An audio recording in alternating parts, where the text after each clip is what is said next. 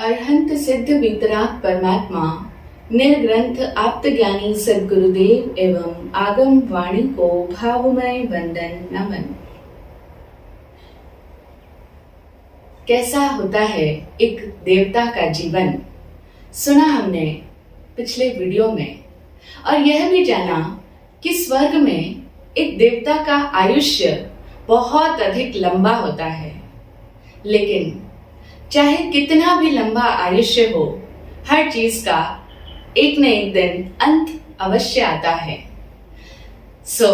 राजकुमार शिव का जीवात्मा, जो कि देवलोक में देवता की पर्याय में उत्पन्न हुआ था, उसने भी अपना वह देवता का जो निर्धारित आयु काल था उसको पूर्ण किया और उसके पश्चात वहां से च्युत होकर के मनुष्य लोक में राजगृह नगर में सेठ ऋषभ दत्त की पत्नी धारिणी सेठानी के गर्भ में अवतीर्ण हुआ।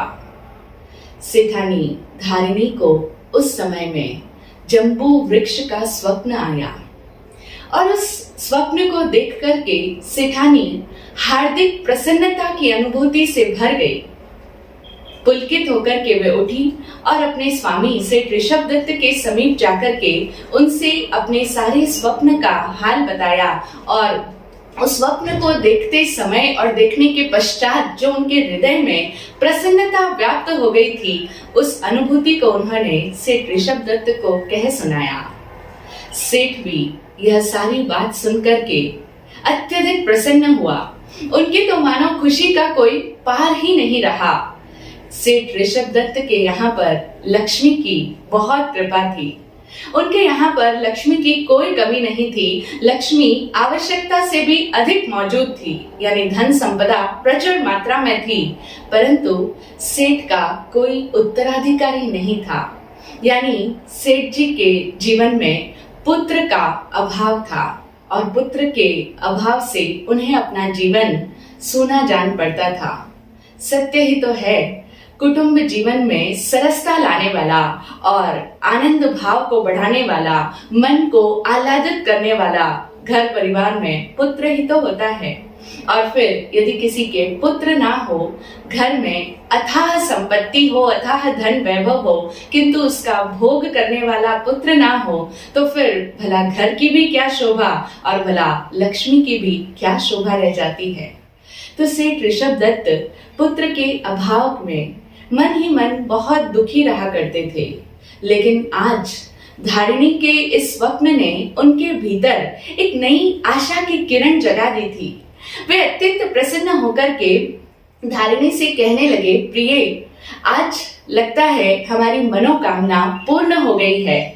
अब तुम्हारी सूनी गोद भर जाएगी, तुम माता बनोगी, तुम मातृत्व सुख का अनुभव करोगी और मैं पिता का पद प्राप्त करूंगा।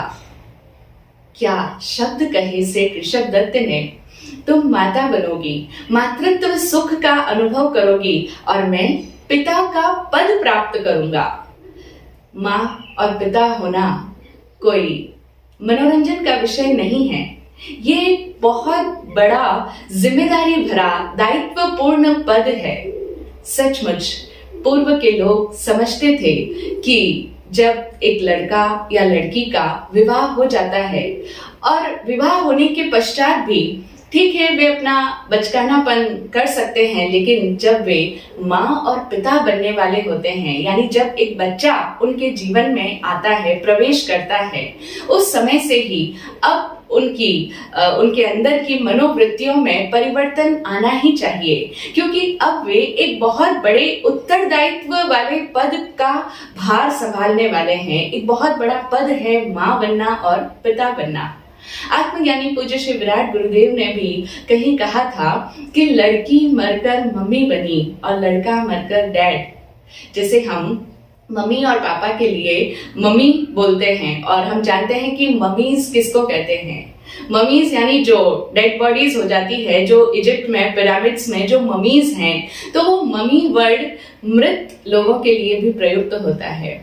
तो जब एक लड़की मर जाती है, यानी उसके भीतर का वो जो लड़की बना था, जो स्वाभाविक चंचलता थी, उस चंचलता का जब त्याग होता है तब वह माँ बनती है, तब वह माँ के पद पर आती है। और डैडी, जिसको हम पिता कहते हैं, पिता को जो उस भाषा में डैडी कहा जाता है, डैडी का अर्थ भी यही है, डैड, यानी एक लड़का और लड़की दोनों ही अपने लड़कपन का त्याग करते हैं, तभी वे माता और पिता का पद ग्रहण करने के योग्य होते हैं। तो इतनी समझदारी सेठ ऋषभ दत्त के भीतर थी, जो उन्होंने कहा कि अब तुम माता बनोगी और मैं पिता का पद प्राप्त करूंगा। सेठानी धारिणी अपने इस स्वप्न का यह शुभ और इच्छित फल सुनकर और भी ज्यादा प्रसन्न हो गई। हम देखें, ध्यान दें, यहाँ अपने स्वप्न का शुभ और इच्छित फल सुन करके हमारे यहाँ पर हम शुभ किसे कहते हैं?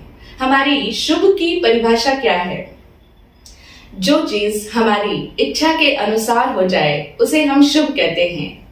यानी जब कोई भी घटना हमने जैसा चाहा था, जैसा सोचा था, जैसी हमारी मन की धारणा थी, मन की सोच थी, हमारी जैसी इच्छा थी, उस अकॉर्डिंग सब कुछ अच्छी तरह से हो जाता है, तो हम कहते हैं कार्य बहुत शुभ तरीके से, शुभ रीति से संपन्न हो गया।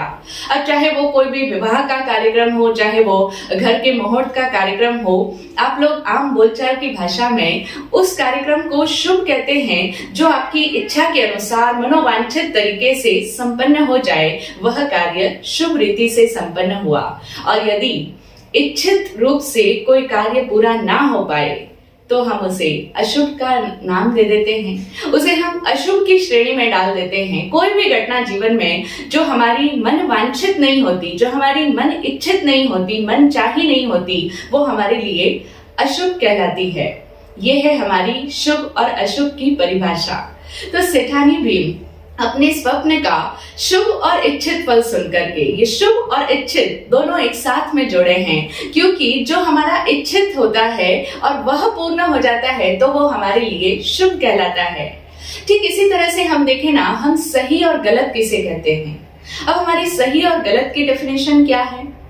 जो चीज हमारी सोच, हमारी समझ या हमारी जो सिद्धांत है, जो हमारी धारणा है, जो हमारे उसूल है, उनके अनुरूप होती है, तो उसे हम सही कहते हैं कि हाँ, ये बात तो सही हो रही है, क्योंकि हमारी सोच के अकॉर्डिंग हो रहा है। हमने जैसा सोचा है, जैसा समझा है, जो हमारी समझ है, जितनी हमारी क्षमता है समझने की, उसके अकॉर्डिंग अगर सब बात जा रही है तो वो ठीक है, वो चीज राइट है। और अगर हमारे सिद्धांत, हमारे उसूल या हमारी सोच समझ या हमारी धारणा, हमारी मान्यता के खिलाफ कोई बात हो, वो उसके अनुरूप नहीं हो, तो हम उसे गलत कह देते हैं कि ऐसा तो हमने कभी सुना ही नहीं, ऐसा तो आज तक कभी देखा नहीं गया, मैं इस बात को सही नहीं मानता हूं। तो ये जो हम सही और गलत की परिभाषा करते हैं, ये भी कितनी रिलेटिव है, हमारी सोच के सापेक्ष है। इस दुनिया में ये सारे वर्ड्स जितने भी हम प्रयोग में लाते हैं, ऐसा तो बिल्कुल ही गलत है, ये तो ठीक हो ही नहीं सकता, ये तो सही है, ये तो बिल्कुल सही है, इस तरह जो हम आग्रह युक्त शब्दों का इस्तेमाल करते हैं कि ये तो सही ही है या ये तो गलत ही है, इस तरह के शब्दों का इस्तेमाल करना ही हकीकत में ठीक नहीं है, क्योंकि हमारी तो इन शब्दों के पीछे रही हुई जो अर्थ है, जो भाव है उनका, वो तो हम अपने हिसाब से लेते हैं। हमारे सारे शब्दों के अर्थ हमारी सोच समझ के सापेक्ष होते हैं। तो हम बात कर रहे थे सेठानी धारिणी की, कि अपने स्वप्न का जो उन्होंने अपने पति से ये शुभ और इच्छित फल सुना, इच्छित बात ही हमारे लिए शुभ हो जाती है, तो सेठानी धारिणी और भी अधिक प्रसन्नता से भर गई और अब वह अपने गर्भ का बड़े यत्न से, बड़ी सावधानी पूर्वक पालन करने लगी। अब वो हर समय अपने गर्भ को किसी भी प्रकार से नुकसान ना पहुंचे, इस बात का विशेष ख्याल करती थी। अब उन्होंने अपनी जीवन में बहुत सारी आदतों में परिवर्तन लेकर के आ गई। जो कुछ वो पहले खाया करती थी, अब उन्होंने उस आहार का त्याग कर दिया।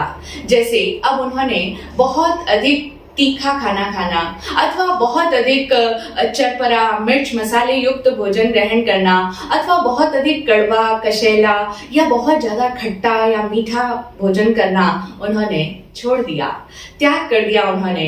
अब वे ना तो बहुत अधिक ठंडा खाना खाती और ना ही बहुत अधिक गर्म पदार्थों का भी सेवन करती, ना ही बहुत अधिक गरिष्ठ पदार्थों का सेवन करती जो बहुत स्निग्ध हो, चिकने पदार्थ हो अथवा तले फले पदार्थ हो, उनका भी उन्होंने त्याग किया, और ना ही बहुत अधिक रूखे सूखे पदार्थ हो उनका भी त्याग किया।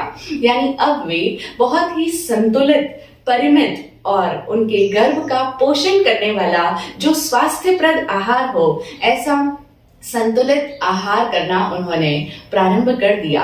अब उन्हें पूरी तरह से ये ख्याल रहता था कि किस समय में किस ऋतु के अनुकूल आहार मुझे ग्रहण करना चाहिए। जो देश काल और ऋतु के अनुरूप आहार हो वही आहार वे ग्रहण करने लगी। भारतीय आयुर्वेद साहित्य में इन सब के बारे में बहुत विस्तार से वर्णन मिलता है कि हम सभी को किस तरह से ऋतु के अनुसार ही भोजन करना चाहिए। सेठानी धारिणी देश काल और ऋतु के अनुकूल आहार करने लगी, यानी कि वो सीजनल और रीजनल फूड का ही सेवन कर रही थी। सीजनल और रीजनल, इस नाम से हम शायद इसे जल्दी से समझ पाएंगे, अच्छे से कनेक्ट कर पाएंगे, क्योंकि आजकल आयुर्वेद विज्ञान को जानने वाले सभी लोग इस बात को कहते हैं कि हमेशा हमें जो हमारे आसपास जिस जगह पर हम रहते हैं, जो हमारा देश है, जो हमारी सभ्यता है, जो हमारा स्टेट है, उसके अकॉर्डिंग वहां पर जिस चीज की ज्यादा पैदावार होती है, जिस चीज की उपज होती है, वैसा ही आहार हम यदि ग्रहण करते हैं तो हमारे स्वास्थ्य के लिए वो अनुकूल असर डालता है। और फिर जो फ्रूट्स इत्यादि होते हैं, फल इत्यादियों का भी हम सेवन करते हैं, उसमें भी अगर हम सीजन के अकॉर्डिंग फ्रूट्स का सेवन करें तो वो हमारे लिए स्वास्थ्यप्रद होगा। तो इस बात की अवेयरनेस आज चूंकि हो रही है, इसीलिए हम लोग समझ सकते हैं। पुराने शास्त्रों में इस बात का वर्णन मिलता था कि देश काल ऋतु के अनुसार ही एक गर्भवती माता अपना आहार अपनाए।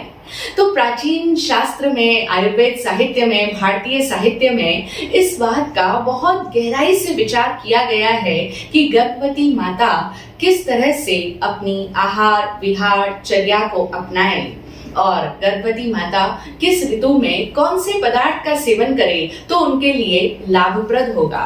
जैसे वर्षा ऋतु में नमक का सेवन किया जाए तो उनके लिए वो हितकारी होगा। इसी तरह यदि शरद ऋतु में पानी का सेवन हो और ग्रीष्म ऋतु में गुड़ का सेवन हो, तो इस तरह प्रत्येक ऋतु के कुछ पदार्थ है जो विशेष रूप से उस समय में उपयोग में लिए जाए तो उनके लिए वो लाभप्रद रहेंगे। और वाग्भट्ट जी ने तो अपने साहित्य में इस बात का भी पूरा वर्णन दिया है कि यदि गर्भवती माता वात प्रधान आहार करती है, जैसे शरीर में 3 दोष होते हैं, वात पित्त और कफ। कुछ आहार ऐसे होते हैं जिनसे वात की वृद्धि होती है, जिनसे शरीर में वायु का विकार बढ़ता है, गैस की ट्रबल्स हो सकती है। तो यदि गर्भवती माता वात प्रधान आहार करती है तो उससे उनके गर्भस्थ शिशु पर किस तरह का असर पड़ेगा उसका पूरा डिटेल में वहां पर वर्णन मिलता है। और वाग्भट्ट जी ने इसी के साथ साथ ये भी बताया कि यदि पित्त प्रधान पदार्थों का अगर वो सेवन करती है तो उससे उनके शरीर पर और गर्भस्थ शिशु पर क्या इफेक्ट आता है। और यदि कफ प्रधान आहार करती है तो उससे गर्भ में रहे हुए शिशु को किस तरह की समस्याएं, किस तरह की बीमारियां, व्याधियां उत्पन्न होने की संभावना बहुत अधिक बढ़ जाती है। और इसी के साथ साथ सुश्रुत संहिता है, उस संहिता में तो इतना विस्तार से सब कुछ बताया गया है कि गर्भवती माता किस तरह से सोए, किस तरह से चले फिरे, किस तरह से उठे बैठे, किस तरह से अपनी सारी चर्या को अपनाए, अपनी उसकी लाइफस्टाइल कैसी हो, किस तरह से वो बोले, इन सब का विस्तार में वर्णन मिलता है। तो धारिणी सेठानी इस बात का पूरी तरह से ख्याल रखती थी कि उसके प्रत्येक आहार और प्रत्येक व्यवहार के कारण उसके गर्भस्थ शिशु को कोई भी प्रकार की क्षति ना पहुंचने पाए। हम देखें, एक गर्भवती माता इतना अधिक सावधानी रखती है अपने गर्भ का पालन करने में। और अगर वो सम्यक तरीके से अपने उन गर्भ के काल का पालन करे तो वह एक साधना से कम नहीं है, क्योंकि उसे प्रत्येक चर्या में सजगता रखनी होती है, एक अवेयरनेस लानी होती है और उसे इतनी सारी बातों की सावधानी रखनी होती है। वो अपने गर्भ का सम्यक प्रकार से पालन करे तो वो उसकी साधना ठीक वैसी ही साधना है जैसी एक दीक्षा ग्रहण करने वाले नव दीक्षित मुनि को 5 समिति की साधना का ज्ञान कराया जाता है। एक संयम में जो नया नया साधक प्रविष्ट हुआ है, संयमी जीवन को उसने स्वीकार किया है, तो उसको 5 समितियों का ज्ञान कराया जाता है कि चूंकि अभी भी वो जीवन तो जिएगा, दीक्षित हो गया है, उसके भीतर की दृष्टि परिवर्तित हुई है, लेकिन जीवन की जो आवश्यक प्रवृत्तियां हैं वो सब तो उसे संपादित करनी ही होगी। तो 5 समितियां, समिति शब्द का अर्थ ही होता है कि जीवन की आवश्यक प्रवृत्तियों को सम्यक प्रकार से करना। तो सम्यक प्रकार से कैसे करना? पहली समिति एक साधक को इस बात का ज्ञान कराती है कि एक साधक जब चले तो वह किस प्रकार से चले। उसका नाम है ईर्या समिति, कि वह गमन आगमन में, चलने फिरने में पूरी तरह से जागृत रहे, उपयोग पूर्वक चले।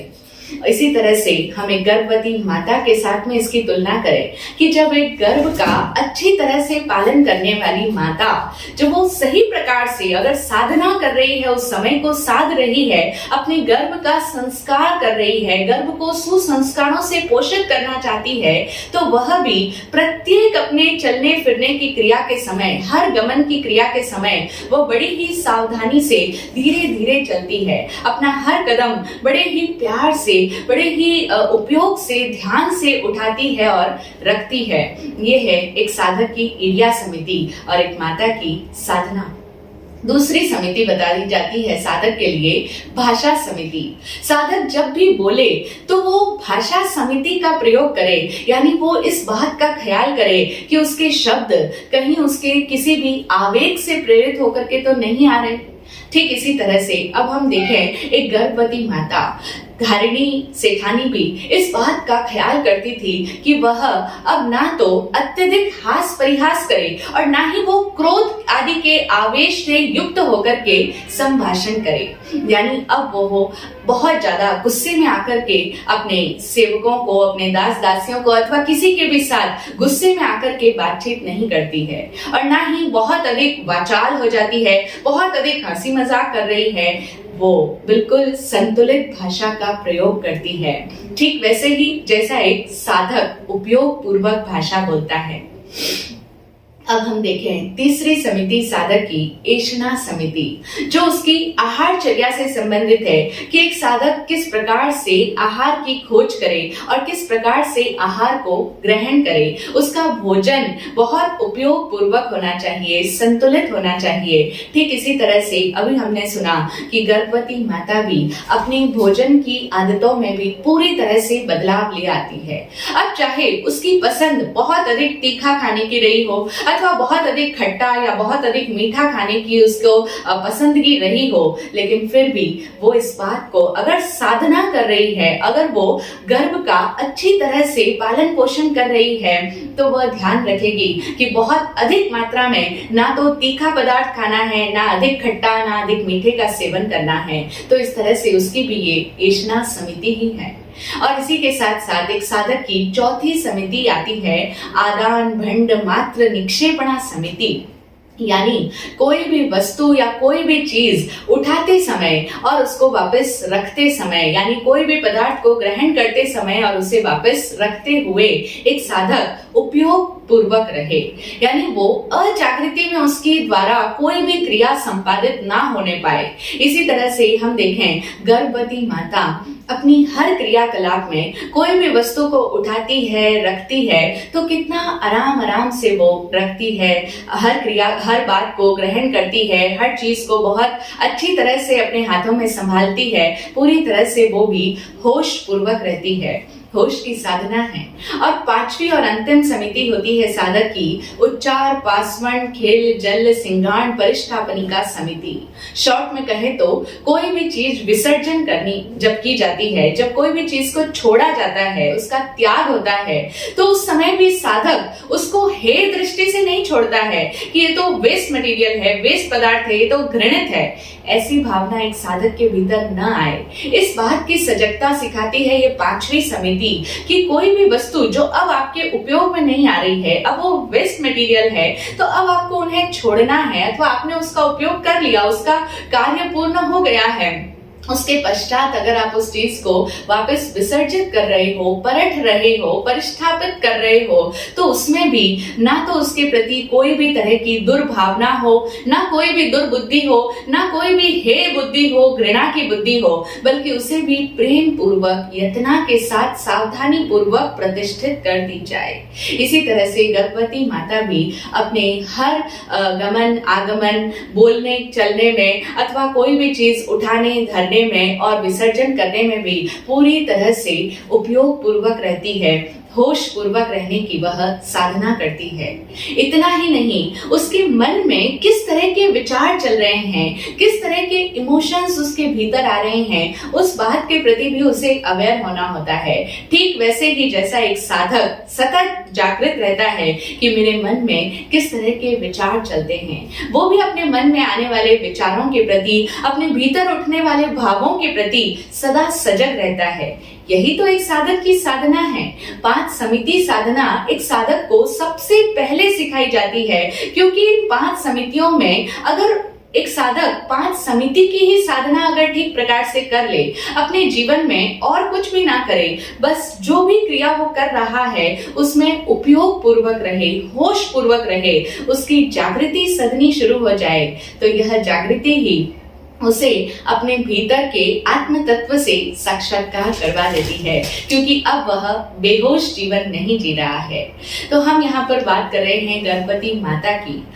सेठानी धारिणी इस बात का ख्याल रखती थी कि उसके मन में भी किसी के प्रति कोई बुरे विचार ना फटकने पाए, और इसी कारण से वो अपने मन में सदा प्रसन्नता का भाव रखती थी। वो हमेशा ऐसा ही प्रयत्न करती थी कि उसका मन सदैव प्रसन्न रहे, आनंदित रहे, क्योंकि अगर माता के मन में किसी के भी प्रति बुरे विचार आते हैं, बुरा संकल्प आता है, दुर्भावना पैदा होती है, या मन में कोई भी बात को लेकर के चिंता रहती है, तो उसका असर सीधा गर्भस्थ शिशु पर होता है और वो उस गर्भ के शिशु के ऊपर प्रतिकूल असर डालता है। इसीलिए सेठानी धारिणी इन सभी बातों का अच्छी तरह से ख्याल करने लगी कि वो मन से भी किसी भी बात के लिए ना तो उत्तेजित हो, ना ही चिंतित हो। इसीलिए वो प्रसन्न रहती थी और अपने मन में शोक को फटकने भी नहीं देती थी। कोई भी बात का दुख या शोक नहीं करना है, ये पूरी तरह से हमारे हाथ में है। क्योंकि जब हम ये बात कहते हैं तो कई बार लोगों का सीधा सवाल आता है कि दुखी नहीं होना या शोक में नहीं जाना, टेंशन नहीं करना, ये कोई हमारे हाथ की बात थोड़ी है। परिस्थितियां ऐसी आ जाती है कि हम टेंशन में आ जाते हैं, हमारे मन में चिंता और शोक तो अपने आप ही उत्पन्न होते हैं, हम नहीं करते। लेकिन नहीं, ये हमारी मिसअंडरस्टैंडिंग है, ये हमारी गलत समझ है, जो हम ये समझते हैं कि ये अपने आप आता है। परिस्थितियां स्वतः आती है, हम इसको एक बार ऐसा समझ सकते हैं, व्यवहारिक भाषा में कह सकते हैं कि ठीक है, परिस्थितियों पर हमारा इंसान का नियंत्रण नहीं है, लेकिन हमारी मनस्थिति कैसी होगी इस पर तो एक इंसान का हमेशा नियंत्रण रहता ही है। और चूंकि हम अपनी मनस्थिति को परिस्थिति के ऊपर प्रभावशाली नहीं बनने देते, परिस्थितियों को अपने मनस्थिति पर हावी होने देते हैं, इस कारण से हमें ऐसा लगता है कि हम क्या करें, परिस्थितियों ने ही हमें दुखी कर दिया, हमें शोकाकुल कर दिया, घटना ही ऐसी घटित हुई तो हम दुखी तो होंगे ही, जबकि ऐसा नहीं है। एक व्यक्ति अगर अपने मन में संकल्प कर ले, और इसका सबसे अच्छा तरीका है, आप लोग भी चाहें तो इसे आजमा सकते हैं। प्रैक्टिकल टिप है कि हर दिन सुबह उठ करके अपने आप के साथ हम ये वादा करें कि आज के दिन चाहे कुछ भी हो जाए, मैं अपने आप को हर हालत में प्रसन्न ही रखूंगा, मैं अपने आप को दुखी नहीं होने दूंगा। इस तरह का एक संकल्प प्रतिदिन हम चाहें तो अपने साथ में कर सकते हैं। प्रतिदिन की तो बात दूर की है, हम एक दिन भी ये एक्सपेरिमेंट करके देखें कि अपने आप के साथ प्रॉमिस करो और फिर उस पर पक्के रहो, कायम रहो कि चाहे जो भी हो जाए, मैं अपने आप को दुखी होने की इजाजत नहीं देता। जो भी होगा होता जाएगा, परिस्थितियों पर मेरा कोई कंट्रोल नहीं है, लेकिन अपनी मनस्थिति पर मेरा कंट्रोल है। मैं उसे कभी भी दुखपूर्ण नहीं होने दूंगा। अगर हम इस तरह का अभ्यास करना शुरू कर दें तो हमारे भीतर, हमारे स्वभाव में ये शुमार हो जाएगा कि हम स्वतः शोकाकुल नहीं होंगे और हम हर परिस्थिति में अपने आप को बैलेंस्ड रख पाएंगे, अपने आप को दुख, चिंता, तनाव से दूर रख पाएंगे। इस तरह से ये प्रयास करके हम अपने भीतर इस अच्छी आदत को डेवलप कर सकते हैं। तो सेठानी धारिणी अथवा हम कहें पुराने जमाने की जो महिलाएं होती थी, जब वो गर्भवती हो जाती थी, जब वो माता बनने की प्रोसेस में होती थी, तो उन्हें अपने पूर्व के दादी, नानी या माता इत्यादि से इन सारी बातों की शिक्षा प्राप्त होती थी और ये सारा ज्ञान हमारे शास्त्रों के अंदर वर्णित है। और आजकल तो इन सब बातों का ज्ञान कराने के लिए अनेकों गर्भ संस्कार जैसे कोर्सेज भी चलते हैं। तो उन कोर्सेज के माध्यम से भी माताओं के भीतर ये जागरूकता पैदा की जाती है कि अब उन्हें अपने जीवन को जैसे वो पहले की भांति जीती चली आ रही थी, आवेगों के वशीभूत, इच्छाओं के वशीभूत, इन सब तरह से अब उन्हें नहीं जीना है। अब वो माता का पद संभालने वाली है, अब वो बहुत बड़े दायित्व से युक्त हो रही है। तो इसीलिए अब उन्हें अपने जीवन में बहुत सारा कुछ परिवर्तन करना होगा। अब उन्हें समझदार होना होगा, क्योंकि ये जो मन की स्थितियां हैं, ये समझदार हुए बिना नहीं हो सकती है।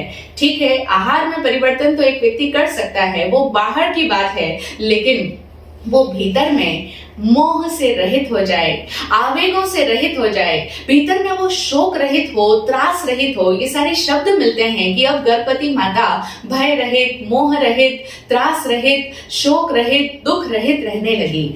ये सब उनसे रहित होने के लिए एक व्यक्ति के भीतर कितनी समझदारी की आवश्यकता है, बहुत समझदारी चाहिए। तभी एक स्त्री जो कि साधारणतया हर छोटी छोटी बात पर गुस्से में आ जाती थी, आवेग में आ जाती थी, और अब उसे ऐसे आवेगों में नहीं आना है, यानी अपने आप के भीतर उसे परिपक्वता लानी होगी, समझदारी लानी होगी, अपनी दृष्टि को जरा विवेकपूर्ण बनाना होगा।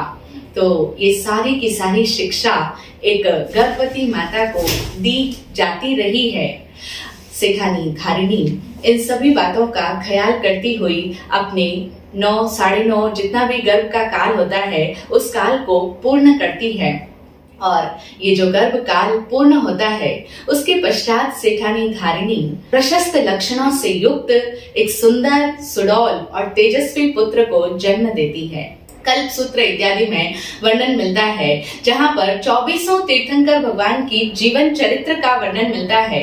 उसे जब हम पढ़ते हैं तो बहुत सारी बातें हमें समझ में आती है कि किस तरह से जब एक तीर्थंकर की माता अथवा चक्रवर्ती इत्यादि की माता, जब तीर्थंकर का जीव उनके गर्भ में आता है तो उन्हें किस तरह के स्वप्न दिखते हैं और वो तीर्थंकर कैसे शुभ लक्षणों से युक्त होते हैं, उनके शरीर पर कैसे विशिष्ट चिन्ह होते हैं जिनसे पहचान की जा सकती है कि ये बालक साधारण नहीं बल्कि असाधारण होगा, विशिष्ट प्रतिभा से संपन्न होगा। तो इस तरह से माता धारिणी ने भी एक बहुत ही स्वस्थ और तेजस्वी पुत्र को जन्म दिया। पुत्र जन्म की बहुत ज्यादा खुशियां मनाई सेठ ऋषभ दत्त ने। मुक्त हस्त से उन्होंने अपना धन लुटाया, उन्होंने खूब सारे उपहार दिए, अपने घर में रहने वाले प्रत्येक सेवकों को, दास दासियों को, सबकी मनचाही कामना उन्होंने पूरी कर दी, मुक्त हस्त से धन लुटाया। और आज उनका जो भव्य विशाल भवन था वह विविध वाद्यों की और मंगल गान की ध्वनि से गूंज रहा था। बहुत सारे लोग आ रहे थे उनके घर पर, अनेकों आत्मीय जन, सगे संबंधी, परिजन लोग अथवा जितने भी परिचित लोग हैं, वे सभी उनके विशाल भवन में बधाई देने के लिए आने लगे। उनके भवन में बधाई देने आने वाले लोगों का तांता सा लग गया और उन्होंने भी सभी का यथोचित स्वागत सत्कार किया। और आज तो उनके भीतर की प्रसन्नता, मानो उनके भीतर का हर्ष उनके अंदर समाता नहीं था, क्योंकि उनके जीवन का जो एक सबसे बड़ा अभाव था पुत्र का अभाव, वो अभाव आज अंत हो गया है। और जब किसी के जीवन का सबसे बड़ा अभाव समाप्त हो जाए, अभाव की पूर्ति हो जाए, तो उस व्यक्ति को कितनी अधिक खुशी होगी, हम स्वयं ही इसका अनुमान लगा सकते हैं। सेठ ऋषभ दत्त बहुत हंसी खुशी के माहौल में दिन बिता रहे थे और बारी आई नामकरण संस्कार की। पुत्र का अब नामकरण करना था। तो चूंकि जब बालक गर्भ में आया, उस समय में धारिणी को स्वप्न में जम्बू का वृक्ष दिखाई दिया था। जम्बू एक तरह से जामुन के फल को कहते हैं, एक फ्रूट होता है एक तरह का। तो वो उस फ्रूट का वृक्ष उन्हें स्वप्न में दिखाई दिया था। तो इसीलिए उन्होंने ये निश्चय किया कि हम हमारे पुत्र का नाम जम्बू कुमार रखेंगे। तो अब पुत्र का नामकरण हो गया है जम्बू कुमार। भारतीय संस्कृति में जब एक पुत्र का जन्म होता है तो उसका नामकरण संस्कार भी होता है और इसी तरीके से उसके पूरे जीवन में षोडश संस्कारों का वर्णन मिलता है। तो यथा समय जम्बू कुमार के भी सभी संस्कार पूर्ण किए गए और अब जम्बू कुमार अपने माता और पिता के लाड और दुलार में पालन पोषण उसका किया जाने लगा।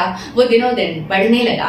न सिर्फ माता और पिता के लाड दुलार में उसका पालन पोषण हो रहा है, बल्कि वो अनेकों धाय माताओं के संरक्षण में भी पल पूस रहा है, बढ़ रहा है, उनकी देखरेख में भी रहता है। और उनकी जो देखरेख करने वाली धाय माताएं हैं, उनको भी सेठ ऋषभ दत्त और सेठानी धारिणी का स्पष्टतया निर्देश दिया गया था कि बालक के पालन पोषण में बहुत अधिक सावधानी रखी जाए। किन बातों की सावधानी? दो बातों की विशेष सावधानी रखने का उन्होंने ख्याल किया कि एक तो स्वास्थ्य विज्ञान का ध्यान दिया जाए कि बालक को किस समय में किस तरह से उसका पोषण करना है, किस तरह से उसकी फीडिंग करनी है, कैसा उसको खिलाना है। और इसी के साथ साथ सबसे महत्वपूर्ण बात कि बालक के पालन पोषण में मानस शास्त्र का विशेष ख्याल रखा गया, यानी पूरी साइकोलॉजी, जिसे आज हम चाइल्ड साइकोलॉजी के नाम से जानते हैं। ऐसा नहीं है कि ये सब बातें आज ही नई आई है, प्रचलित हुई है, ऐसा नहीं है। ये सब सारा ज्ञान पूर्व से, अतीत से चला आ रहा है और पुराने लोग इन सब बातों के सहज रूप से ज्ञाता हुआ ही करते थे। वो जानकार थे, वो जानते थे। तो इसीलिए सेठ ने धायों को विशेष हिदायत दे रखी थी कि बालक के पालन पोषण में तुम बहुत सारी बातों का ख्याल करोगी, मानस शास्त्र का ध्यान रखा जाएगा। कैसे? जैसे उन्हें ये कहा गया था कि आप किसी भी तरह से ऐसा कोई व्यवहार नहीं करोगी कि जिससे बालक के कोमल मन पर कोई भी तरह की कुसंस्कारों की जड़ जमने पाए। यानी कि उनका कोई भी व्यवहार ऐसा ना हो जिससे बालक का, चूंकि बालक का मन मस्तिष्क बहुत कोमल होता है, तो उसके कोमल मन पर कोई भी तरह के कुसंस्कार आए, ऐसा कोई व्यवहार उन्हें नहीं करना है। इसी के साथ साथ वो हमेशा आदर युक्त भाषा का ही प्रयोग करेगी ताकि बालक के भीतर भी गौरव और महत्ता की भावना का पोषण हो। हर एक के प्रति वो आदर की दृष्टि रखेंगी और इसी के साथ साथ वो बालक के पालन पोषण में उसे किसी भी तरह से भय नहीं दिखाएगी। क्योंकि एक बालक को जब एक माता या कोई भी उसका पालन पोषण करने वाली धाय माता 24 घंटे उसे रखती है, तो कई बार बालक जिद करता है, शैतानी करता है। तो उस समय में जनरली माता अथवा उनके आसपास पालन करने वाले लोग उन्हें डराते हैं, उन्हें भय दिखाते हैं कि ऐसा मत करो, ऐसा करोगे तो कोई आ जाएगा। इस तरह से उन्हें भय दिखाकर रोकने का प्रयास करते हैं। लेकिन सेठ ऋषभ दत्त ने सख्त इंस्ट्रक्शन दिए हुए थे कि बालक के पालन पोषण में बालक को कभी भी किसी भी प्रकार का भय नहीं दिखाया जाएगा ताकि बच्चा डरपोक ना बने। इस तरह से जब हम बाल मन के ऊपर जब हम इस तरह से उन्हें भय दिखाते हैं तो वो संस्कार बैठ जाता है। क्योंकि बालक बहुत कोमल मिट्टी होता है, उसको जिस तरह से हम उसे पालन पोषण कर रहे हैं, जैसी हमारी अपब्रिंगिंग है, वैसा ही तो उसका जीवन आकार लेगा। तो इस तरीके से अनेकों सावधानियों का ख्याल करते हुए बालक को नियमित दिनचर्या में ढालते हुए जम्बू कुमार का पालन पोषण होने लगा। यद्यपि एक बालक अपने साथ में अपना पूरा अतीत लेकर के आता है। हर बालक के पास में उसके पास्ट के संस्कार होते हैं। क्योंकि हमारा जीवन एकदम से कोई नया जीवन तो है नहीं, हमने कोई नवीन जन्म तो धारण किया नहीं है। हम सब एक जर्नी पर है, एक पूरी चेन का हिस्सा है। तो अब एक बालक इस प्लेटफॉर्म पर आया है, इस जन्म में नया आया है, लेकिन उसके साथ में उसके अपनी अतीत के संस्कार भी होते हैं। लेकिन उसके बावजूद, अतीत के संस्कारों के बावजूद, वो इस जन्म में उसके माता पिता किस तरह के भाव रखते हैं, उनके मन की क्या सोच है, उसका पूरा असर बालक के व्यक्तित्व पर भी पड़ता है। न सिर्फ माता पिता की सोच का, उनकी परवरिश का, बल्कि उसके आसपास किस तरह का माहौल है, एक बालक के आसपास की परिस्थिति कैसी है, उसके मित्रगण कैसे हैं, उसके सगे संबंधी जन कैसे हैं, वो किन लोगों के साथ में उठ बैठ रहा है, तो उन सब बातों का भी प्रभाव एक बालक के व्यक्तित्व को निर्मित करने में, इन सब बातों का भी प्रभाव पड़ता ही है।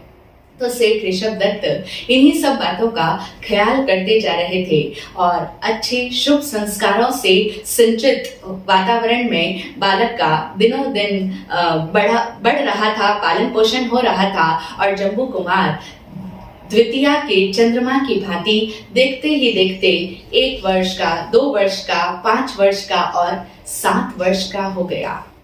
जब जम्बू कुमार 7 वर्ष के हुए, तब सेठ ऋषभ दत्त ने योग्य और उचित समय जान करके अब जम्बू कुमार को कलाओं की और विद्याओं की शिक्षा देने के लिए कलाचार्य के पास में गुरुकुल में भेज दिया। शिक्षा के लिए सही उम्र उस युग में 7 या 8 वर्ष की कही जाती थी, क्योंकि उससे पहले के समय में माता पिता बालक को अपने पास में रख करके उसे शुभ संस्कारों से सिंचित कर देते थे, क्योंकि वो समय सबसे ज्यादा कोमल होता है। तो उस समय में बालक माता पिता के पास रह करके बहुत कुछ सीख पाता था, उन्हें देख करके, क्योंकि हम जानते हैं कि बालक सुन करके, पढ़ करके उतना नहीं सीखता जितना वो देख करके सीखता है। तो माता पिता के साथ में रहते रहते ही बालक का व्यक्तित्व माता पिता उसे जैसा चाहे वैसा निर्मित कर सकते हैं। उसके पश्चात 7-8 वर्ष का होने के पश्चात अब वो माता पिता से बिल्कुल दूर चला जाता है, माता पिता के साथ नहीं रहता। कलाओं की और विद्याओं की शिक्षा लेने के लिए वो गुरुकुल में उन्हें भेज दिया जाता था। तो सेठ ऋषभ दत्त ने बहुत ध्यान रखा, हर चीज का बहुत बारीकी से, सावधानी पूर्वक पालन करते हुए अब उन्होंने जम्बू कुमार को अपने से दूर अलग माहौल में पढ़ने के लिए भेज दिया। और यथा समय जम्बू कुमार ने सभी विद्याओं और कलाओं में कुशलता हासिल की और विद्याओं और कलाओं का जब शिक्षण उनका पूर्ण हुआ, तब गुरु से आज्ञा और आशीर्वाद प्राप्त करके जम्बू कुमार पुनः अपनी भवन में लौट आए। जब जम्बू कुमार योग्य शिक्षाओं से युक्त होकर के पुनः लौट आए, तब सेठ ऋषभ दत्त ने जाना कि अब उनका पुत्र युवावस्था में प्रविष्ट हो रहा है, क्योंकि इतने वर्षों तक उन्होंने गुरुकुल में रहकर अध्ययन किया है, शिक्षा प्राप्त की है, अनेकों कलाओं में कुशलता हासिल की है और अब वह युवावस्था में प्रविष्ट हो रहा है। तो उसे यौवन अवस्था में प्रविष्ट हुआ जानकर सेठ ऋषभ दत्त ने मन में निश्चय किया कि अब जम्बू कुमार का विवाह संस्कार करा देना चाहिए। ये भी जीवन का एक संस्कार है जो कि योग्य समय आने पर करवा दिया जाता है। तो पिता ने उनका विवाह संस्कार कराने का निश्चय किया और उन्हीं दिनों सेठ ऋषभ दत्त के पास में उसी नगर की योग्य वह वाली और बहुत ही उत्तम कुल वाली, अच्छे खानदान वाली, उत्तम गुणों वाली और श्रेष्ठ रूप और श्रेष्ठ आचरण वाली, श्रेष्ठ संस्कारों वाली 8 कन्याओं के पिता सेठ ऋषभ दत्त के पास में अपनी पुत्री का रिश्ता जम्बू कुमार के साथ में तय कराने के लिए आए। वो सभी यही चाहते थे कि जम्बू कुमार के साथ में उनकी कन्या का विवाह हो जाए। सेठ ऋषभ दत्त बहुत ही मृदु स्वभावी थे, कोमल चित्त वाले थे, कोमल स्वभाव था, लेकिन साथ ही साथ वे संकोची प्रवृत्ति की भी थे। मृदुभाषी होने के साथ साथ उनकी वृत्ति थोड़ी संकोची थी।